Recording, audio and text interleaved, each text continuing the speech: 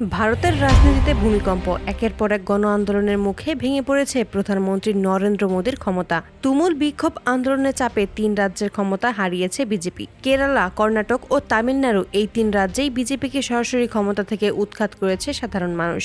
ভারতের সাধারণ মানুষ আর চুপ করে বসে নেই। মোদীর শাসনকে তারা তুলনা করেছে একনায়কতন্ত্রের সঙ্গে। হিন্দুত্ববাদী এজেন্ডা চাপিয়ে দেওয়া, মুসলিম সম্প্রদায়ের ওপর অমানবিক নিপীড়ন, মসজিদ ভাঙা থেকে মাদ্রাসা বন্ধ, সবকিছুর বিরুদ্ধেই ক্ষোভ ফেটে পড়েছে রাস্তায়। একসময় যেসব রাজ্যে বিজেপি শক্ত হাতে ক্ষমতা ধরে রেখেছিল, সেই রাজ্যগুলোতেই এখন পতনের ঘণ্টা বেজে গেছে। কেরালা, কর্ণাটক ও তামিলনাড়ু একযোগে এই ৩ রাজ্য থেকেই বিজেপিকে উচ্ছেদ করেছে বিক্ষুব্ধ জনতা। আন্দোলনের তীব্র চাপে ভেঙে পড়েছে বিজেপির প্রশাসনিক কাঠামো। ভারতের ইতিহাসে বিরল এ দৃশ্য। সরকারি ক্ষমতায় থাকা একটি দলকে জনগণ রাজপথের আন্দোলনের মাধ্যমে সরাসরি ক্ষমতাচ্যুত করেছে। মানুষ বলছে, ধর্মকে হাতিয়ার বানিয়ে রাজনীতি চালানো আর চলবে না। মোদীর নেতৃত্বে বিজেপি দেশকে যে পথে নিয়ে যাচ্ছে তা গণতন্ত্রের জন্য মারাত্মক হুমকি।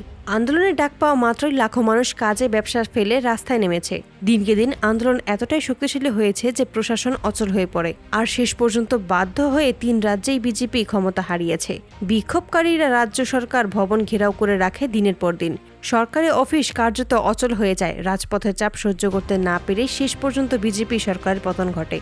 রাজনৈতিক বিশ্লেষকরা বলেছে, এটি শুধুমাত্র ৩ রাজ্যের নয়, পুরো ভারতের রাজনীতির জন্য এক সতর্কবার্তা। জনগণ বুঝিয়ে দিয়েছে সময় বদলাচ্ছে। এই আন্দোলন প্রমাণ করেছে গণ আন্দোলনের শক্তি এখনো অটুট। জনগণ চাইলে ক্ষমতাসীন দলকে মুহূর্তেই নামিয়ে দিতে পারে। বিশ্লেষকরা মনে করেছে, দক্ষিণ এশিয়ার একের পর এক গণ আন্দোলনের ঢেউ দেখা যাচ্ছে। বাংলাদেশের, নেপালের পর এবার ভারতের জনগণও দেখিয়ে দিল ক্ষমতার উৎস জনগণ। নেপালে যেমন গণ আন্দোলনের চাপে সরকারের দেশ ছাড়তে বাধ্য হয়েছিল, ভারতের পরিস্থিতিও সেই পথে এগোচ্ছে বলেই ধারণা করা যাচ্ছে। বিক্ষোভ দমাতে পুলিশি নির্যাতন, লাঠিচার্জ, এমনকি গুলিবর্ষণও হয়েছে, কিন্তু আন্দোলন থামেনি। প্রতিদিন আরও বেশি মানুষ আন্দোলনে যোগ দিয়েছে। কেরালা, কর্ণাটক ও তামিলনাড়ু, এই ৩ রাজ্য থেকে বিজেপি বিদায় নেওয়ার পর আন্দোলনকারীরা উল্লাস প্রকাশ করেছে।